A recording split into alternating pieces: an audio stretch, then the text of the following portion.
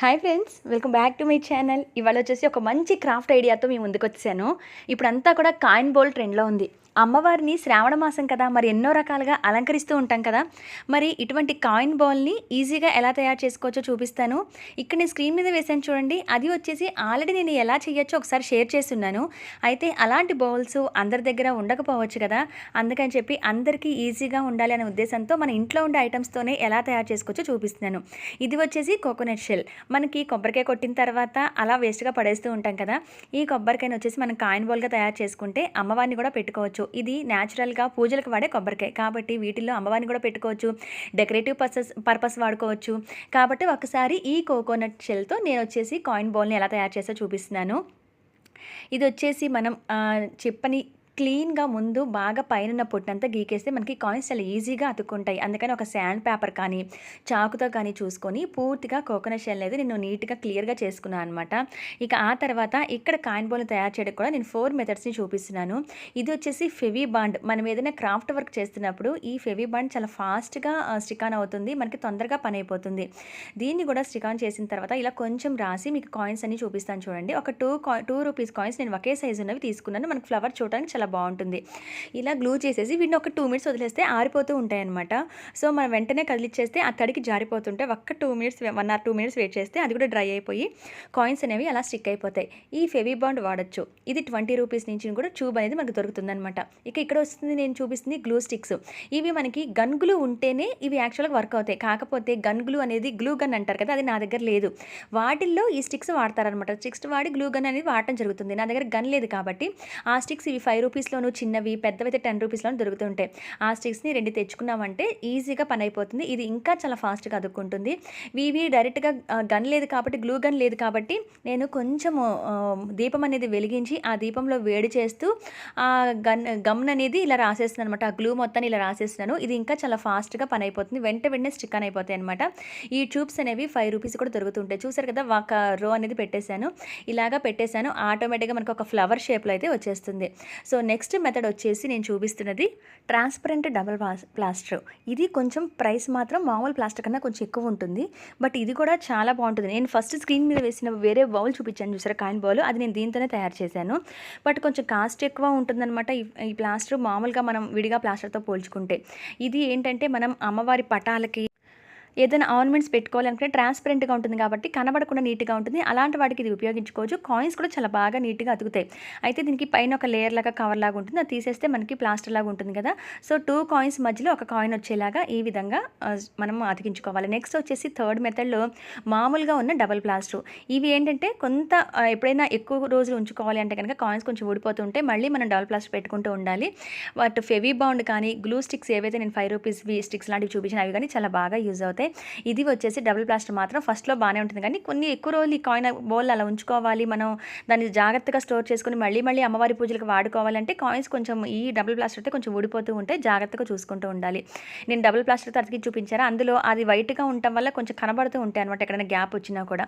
ఇది కూడా నేను అన్ని చోట్ల కూడా మొత్తం గ్లూ స్టిక్స్నే యూజ్ చేసి వేడి చేసుకుంటూ కొంచెం గమనంతా కూడా రాసేసి ఈ విధంగా కాయిన్ బౌల్ అయితే నేను రెడీ చేశాను. చూసారు కదా ఎలా వచ్చిందో, నీట్గా ఒక ఫ్లవర్ టైప్లో ఇలా వస్తుందన్నమాట. దీంట్లో మనం బియ్యం పోసేసి అమ్మవారిని పెట్టుకోవచ్చు. ఫ్లవర్స్ వేసి ఫ్లవర్ రేకులు కానీ ఇలా వేసి అమ్మవారిని అలంకరణ చేసుకోవచ్చు. అయితే ఇక్కడ నేను లేస్ లాగా ఒక లేయర్ కట్టేసి ఒక లైన్ కట్టేసి ఆ తర్వాత పైన ఒక స్టోన్ లైన్ కట్టాను. ఈ డెకరేషన్ అనేది ఇష్టమైతే చేసుకోవచ్చు, లేదు నా దగ్గర వచ్చేసి స్టోన్ చైన్ ఉందన్నమాట, అది లేస్లు ఉన్నాయని చెప్పి అలా కట్టాను. ఇక ఆ తర్వాత మన అమ్మవారిని బియ్యంలో పెడుతుంటాం కదా, ఇలా బియ్యం పోసేసి పైన అమ్మవారిని పెట్టుకుంటే చక్కగా కాయిన్ బౌల్లో అమ్మవారు చాలా ఇదిగా ఉంటారనమాట. మనం శుక్రవారాలు పూజ చేసేటప్పుడు ఏదైనా ప్రత్యేకమైన నోములు పూజలు చేస్తున్నప్పుడు ఇలా అమ్మవారిని కాయిన్ బౌల్ అలంకరించుకోవచ్చు. ఆ లక్ష్మీదేవి కటాక్షం ఉంటేనే మనం ఏవైనా చేయగలం కాబట్టి ఆ అమ్మవారే చక్కగా కాయిన్స్లో ఇలా ఈ విధంగా కూర్చున్నట్టు ఉంటారనమాట. నాకైతే చాలా బాగా నచ్చింది. మీకు ఎలా అనిపించింది నా కింద కామెంట్ సెక్షన్లో షేర్ చేయండి. ఇక నెక్స్ట్ వచ్చేసి మనం స్వస్తిక్ మార్క్ చూద్దాం.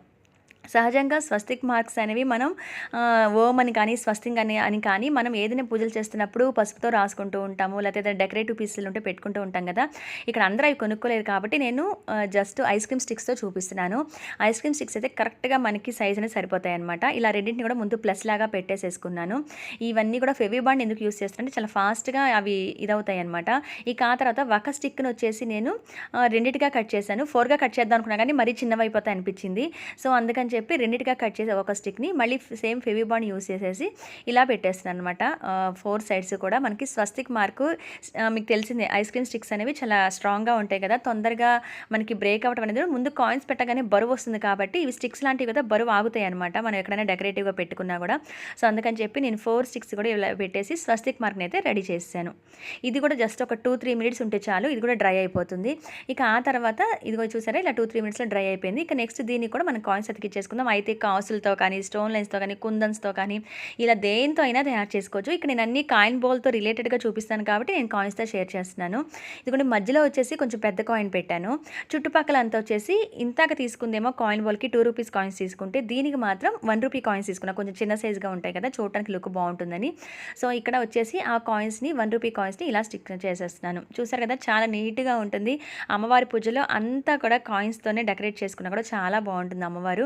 ఇలా డెకరేట్ చేసి 4 సైడ్స్ కూడా అతికిచ్చేసి మధ్యలో కుందన్స్తో డ్రాప్ షేప్ మోడల్, ఒక మధ్యలో రౌండ్ మోడల్ పెట్టి ఈ విధంగా స్వస్తిక్ మార్క్ని అయితే కొంచెం ఇలా కూడా డెకరేట్ చేశాను.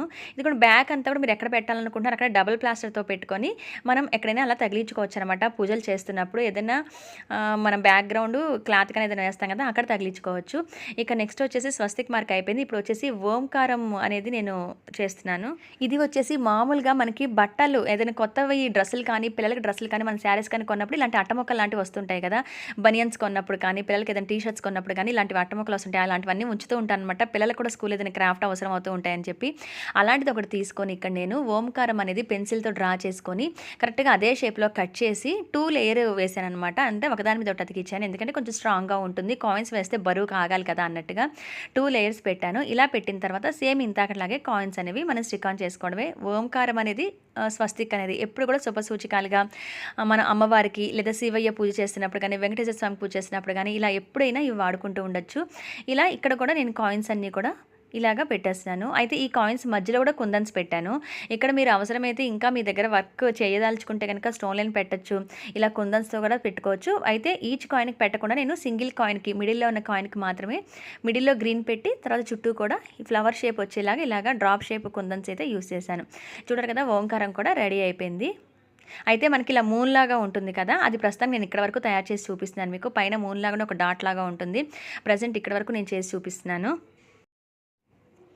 అది కూడా చేసి సపరేట్గానే మనం అతికించుకోవచ్చు. ఇక నెక్స్ట్ వచ్చేసి అమ్మవారికి కాయిన్ బౌల్ చేసాము, ఓంకారం చేసాము, స్వస్తిక్ చేసాము. మరి అమ్మవారికి ఆర్చీ లాగా ఒక కిరీటం లాగా ఉంటే బాగుంటుంది అనిపించింది. ఇది గోల్డ్ కలర్ గ్లిట్టర్ షీట్ తీసుకున్నాను. గ్లిట్టర్ షీట్ తీసుకొని బ్యాక్ కూడా ఒకటి పెట్టడం కోసం నేను బ్రౌన్ మన కార్డ్బోర్డ్స్ ఉంటాయి కదా అలాంటి ఒక అట్ట ముక్కనే సేమ్ ఇదే షేప్లో కట్ చేసుకున్నాను. ఇది మనం చేసుకునే క్రౌన్ బట్టి అమ్మవారికి పెద్ద సైజు, చిన్న సైజు, ఇంకా బుల్లి సైజు కూడా చేసుకోవచ్చు. ఇక్కడ యాక్చువల్గా నాది వచ్చేసి గ్లిట్టర్ షీట్ వచ్చేసి బ్యాక్ ఆ వైట్ కవర్ తీసేస్తే మనకు డైరెక్ట్గా స్టిక్ ఆన్ అవుతుంది. కానీ మీకు అది ఉంటుంది అని చూపించడం కోసం నేను దాని మీదే గ్లూ అప్లై చేస్తున్నాను.